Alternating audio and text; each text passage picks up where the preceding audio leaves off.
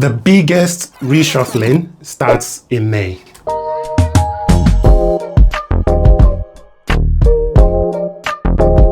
Right. The government has basically put up price list for landlords, and it's not cheap. They are treating us like big corporations now. If you try to play it fast and lose, here is what it will cost you.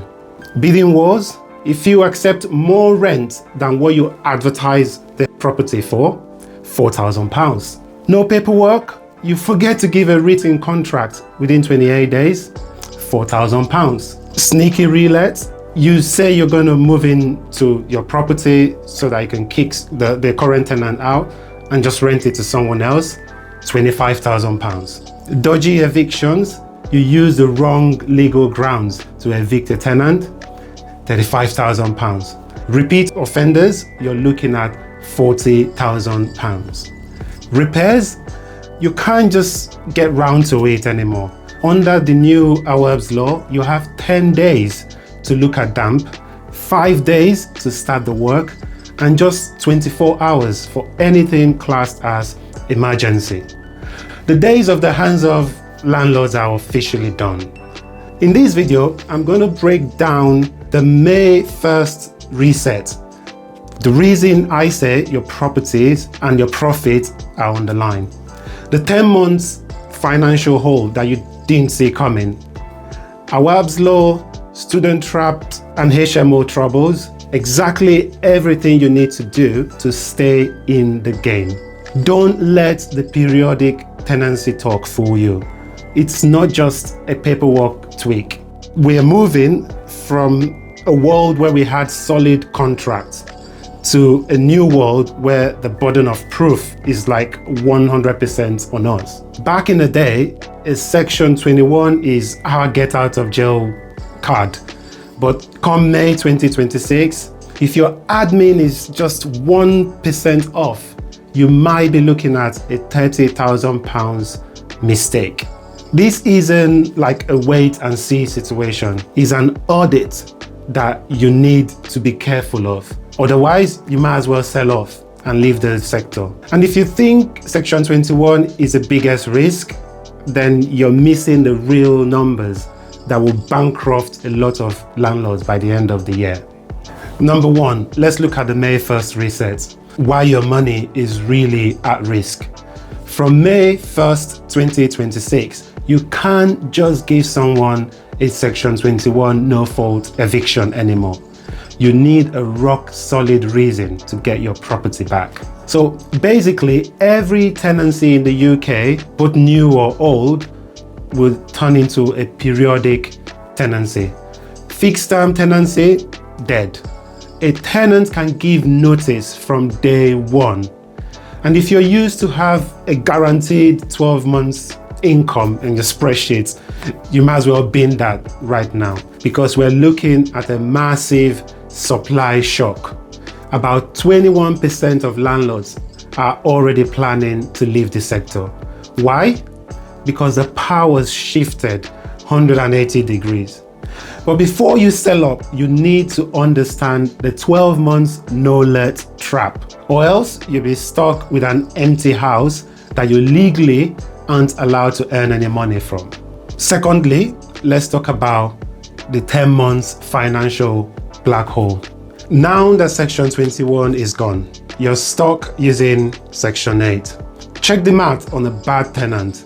You need 3 months of unpaid rent before you can even serve notice, and you have to give them 4 weeks notice.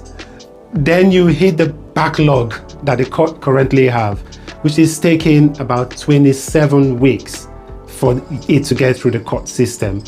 So let's add it up. 3 months plus 1 month plus 6.5 months, you're looking at 10 months of zero income. On average, that's about £12,700 loss. If you're in London, you're looking about £27,000 hole in your pocket. And if the tenant is on universal credit and DWP is slow, that's your problem now. It's not the tenant's problem. And we go to the third point, the PRS database. The new database coming is basically an MOT for landlords.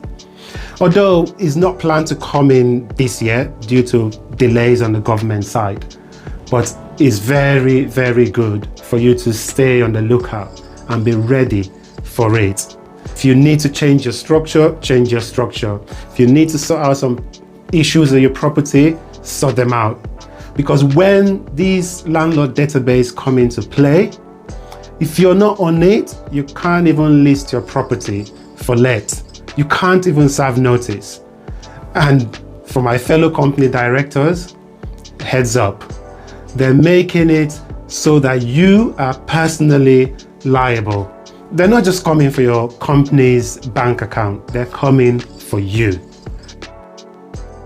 Through Awaab's law and the HMO student trap, if you have tired property or high density HMO, that repair clock is a ticking time bomb.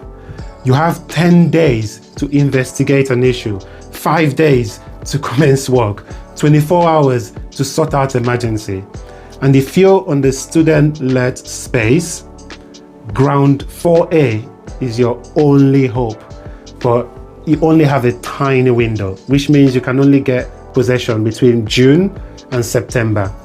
But if you miss that window because your paperwork was late, then you're legally stuck with another bad tenant for a whole year. So one little admin mistake can cost you a whole year of loss. So look, this is not the end of property investing, but it is the end of the accidental landlord. It's a pros game now. If you really want to survive 2026 and beyond, you need to do these 4 things. A, stress test your cash. If you haven't got a rainy day pot to cover at least 10 months of rent, start building it now. B, level up your insurance. If you're like me that used to just do the bare minimum because you've got a very good check-in process, you need to stop now. You need the full works. Rent covers, legal, emergency cover, and all of it. And C, audit. Audit your processes. Get a proper repair strategy. Get your team on board and make sure you're ready to tackle issues quickly as they arise. And D, clean up your house. If you have a problem tenant, deal with it now. Get all your vetting and your documents to 100% before May hit. Finally, stay strong, stay compliant, and keep your eyes on the data. I'll see you on the next one.